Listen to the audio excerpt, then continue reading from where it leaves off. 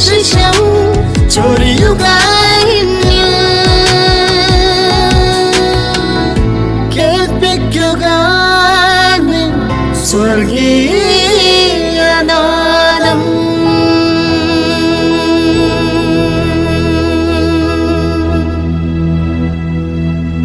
സ്വർഗീയനാദം ശ്രവിക്കുന്ന എല്ലാ മാന്യ സ്നേഹിതർക്കും പ്രഭാതവന്ദനങ്ങൾ അറിയിക്കുന്നു. ഈ പുതിയ പ്രഭാതം കാണുവാൻ ദൈവം നമ്മുടെ ആയുസ്സിനെ ദീർഘമാക്കി തന്നതിനായി ദൈവത്തിന് നന്ദി പറയാം. ഈ ആഴ്ചയുടെ ആരംഭ ദിവസം രാവിലെ സമയം ദൈവസന്നിധിയിലേക്ക് അടുത്തു വരുവാനും ദൈവമുഖത്തേക്ക് നോക്കി ദൈവത്തിന് നന്ദി പറയുവാനും ദൈവം നമ്മെ ഇടയാക്കട്ടെ എന്ന് പ്രാർത്ഥിക്കുന്നു. ദൈവം എക്കാലത്തും നമ്മെ സംബന്ധിച്ച് ആഗ്രഹിക്കുന്നത് നാം എല്ലാ സമയത്തും ദൈവ സാന്നിധ്യത്തിൽ ജീവിക്കണം എന്നും ദൈവത്തെ ആരാധിച്ച് മഹത്വപ്പെടുത്തണം എന്നുമുള്ളതത്രേ. ദൈവത്തെ ആരാധിക്കുവാൻ നമുക്ക് സാധിക്കണം. ആരാധന എന്നത് ഒരു അനുഭവമാണ്. ഒരുപക്ഷെ അനേകർ ആരാധനയെപ്പറ്റി പഠിപ്പിക്കുന്നുണ്ടായിരിക്കാം. ആരാധന എങ്ങനെയാണെന്നും എവിടെ വെച്ചാണെന്നും എപ്പോൾ ചെയ്യണമെന്നും ഒക്കെ പഠിപ്പിക്കുന്ന ധാരാളം ആളുകളുണ്ട്. പക്ഷേ ആരാധന എന്ന് പറയുന്നത് അങ്ങനെ പഠിപ്പിക്കാൻ സാധിക്കുന്ന കാര്യമാണോ എന്നെനിക്ക് സംശയമുണ്ട്. തിരുവെഴുത്തിലേക്ക് നോക്കുമ്പോൾ അനേകർ ദൈവത്തെ ആരാധിച്ചതിൻ്റെ അനുഭവങ്ങൾ നമ്മോട് അറിയിക്കുന്നുണ്ട്. അത് നമ്മെ സഹായിക്കുന്നതാണ്. 84-ാം സങ്കീർത്തനത്തിൽ കോരഹപുത്രന്മാർ ദൈവത്തെ ആരാധിക്കുന്ന അനുഭവത്തിൽ നിന്ന് ചില കാര്യങ്ങൾ ഉദ്ഘോഷിക്കുന്നത് കാണുവാൻ സാധിക്കും. 1-ാമത്തെ വാക്യത്തിൽ നാം കാണുകയാണ്, സൈന്യങ്ങളുടെ യഹോവേ, തിരുനിവാസം എത്ര മനോഹരം! എൻ്റെ ഉള്ളം യഹോവയുടെ പ്രാകാരങ്ങളെ വാഞ്ചിച്ചു മോഹിച്ചു പോകുന്നു. എൻ്റെ ഹൃദയവും എൻ്റെ മാംസവും ജീവനുള്ള ദൈവത്തെ നോക്കി ഘോഷിക്കുന്നു. ഇവിടെയെല്ലാം തങ്ങളുടെ അനുഭവമാണ് വിവരിക്കുന്നത് എന്ന് മനസ്സിലാക്കുവാൻ കഴിയും. ആരാധിക്കുമ്പോൾ നമ്മുടെ ഹൃദയദൃഷ്ടി പ്രകാശിക്കുന്നു. ഹൃദയദൃഷ്ടി പ്രകാശിക്കുമ്പോൾ എന്താണ് നാം കാണുന്നത്? വലിയവനായ ദൈവത്തിൻ്റെ തേജസ് നാം കാണുന്നു. ദൈവത്തിൻ്റെ മനോഹാരിത നാം കാണുന്നു. ആ ഒരു അനുഭവമില്ലാത്ത ഒരു വ്യക്തിക്ക് ഒരിക്കലും ദൈവത്തെ ആരാധിക്കുവാൻ സാധിക്കുകയില്ല. ബാഹ്യമായ കണ്ണുകൾ തുറന്നിരിക്കുമ്പോൾ ആരാധന അസാധ്യമാണ്. എന്നാൽ ബാഹ്യമായ നേത്രങ്ങൾ അടയുകയും ആന്തരികമായ കണ്ണുകൾ തുറക്കുകയും ചെയ്യുമ്പോൾ ആ ഹൃദയദൃഷ്ടിയുടെ പ്രകാശത്തിൽ നാം വലിയവനായ ദൈവത്തിൻ്റെ തേജസ്സും മഹിമയും കാണുന്ന അനുഭവം നമുക്കുണ്ടാകുമ്പോൾ കോരഹപുത്രന്മാരോട് ചേർന്ന് നമുക്കും പറയുവാൻ സാധിക്കും, സൈന്യങ്ങളുടെ യഹോവേ, തിരുനിവാസം എത്ര മനോഹരം!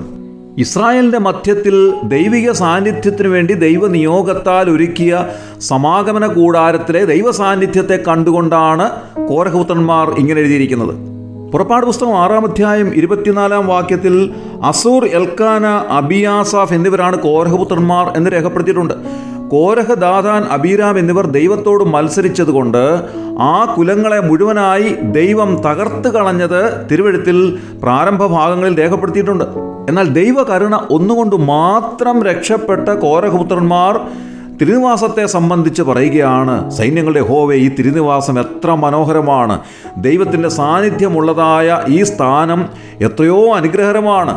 അങ്ങനെ ദൈവകോപത്തിൽ നിന്ന് രക്ഷിക്കപ്പെട്ടു വന്ന ഈ സഹോദരന്മാർ പറയുകയാണ്, ഈ സമാഗമന കൂടാരത്തിൻ്റെ പ്രാകാരങ്ങളെ ഞാൻ വാഞ്ചിച്ചു മോഹിച്ചു പോകുന്നു. 10-ാം വാക്യത്തിൽ എഴുതിയിരിക്കുന്നത്, നിന്റെ പ്രാകാരങ്ങളിൽ കഴിക്കുന്ന ഒരു ദിവസം വേറെ 1000 ദിവസങ്ങളെക്കാൾ ഉത്തമമല്ലോ എന്നാണ്. അതുപോലെ തന്നെ അവർ പറയുകയാണ്, നിന്റെ ആലയത്തിൽ വാതിൽ കാവൽക്കാരനായിരിക്കുന്നത് എനിക്കേറെ ഇഷ്ടം. നോക്കുക, ദൈവത്തിൻ്റെ സന്നിധിയിലേക്ക് വരുമ്പോൾ ആ പ്രാകാരങ്ങളിൽ വന്നിരിക്കുന്നത് പോലും അനുഗ്രഹകരമാണ്. അത് വലിയ സന്തോഷമാണ്. അതിൽ മനോഹാരിത കണ്ടെത്തുന്ന ഈ കോരഹപുത്രന്മാർ എത്രമാത്രം ദൈവിക സാന്നിധ്യത്തിൽ സന്തോഷിക്കുന്നു, ദൈവത്തെ അവർ ഹൃദയം കൊണ്ട് ആരാധിക്കുന്നു എന്നുള്ളത് ഈ വാക്യങ്ങളിലൂടെ നമുക്ക് കാണുവാൻ സാധിക്കും.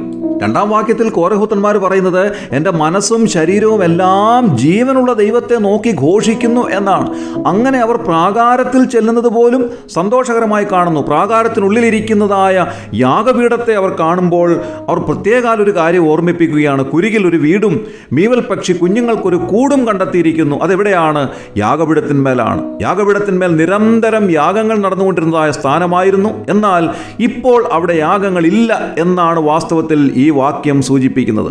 കാരണം കർത്താവായ യേശുക്രിസ്തുവിൻ്റെ ഏകയാഗം നടന്നു കഴിഞ്ഞതിനാൽ പ്രാകാരത്തിലെ യാഗപീഠങ്ങൾ ഇപ്പോൾ ഒഴിഞ്ഞു കിടക്കുന്നു.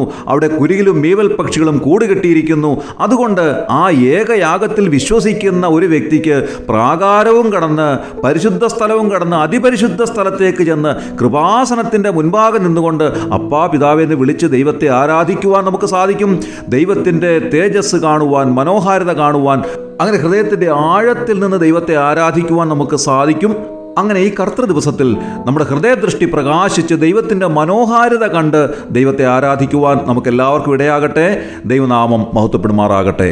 ആമേൻ. ഉഷസ്സിന്റെ വാതായനങ്ങൾ തുറക്കുമ്പോൾ ദൈവിക ശബ്ദത്തിന്റെ മാറ്റൊലിയുമായി സ്വർഗീയ നാദം, ദ ഹെവൻലി വോയിസ്.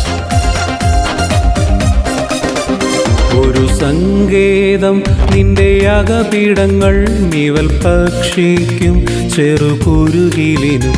ഒരു സങ്കേതം നിന്റെ യാഗപീഠങ്ങൾ മീവൽ പക്ഷിക്കും ചെറുകുരുകിലിനും. രാവിലെ നിൻ നന്മകളെ ഓർത്ത് പാടി സ്തുതിച്ചിടുന്നു. രാവിലെ നിൻ നന്മകളെ ഓർത്ത് പാടി സ്തുതിച്ചിടുന്നു. ദൈവം നല്ലവൻ, എല്ലാവർക്കും വല്ലഭൻ, തന്മക്കൾക്കെന്നും പരിചയ.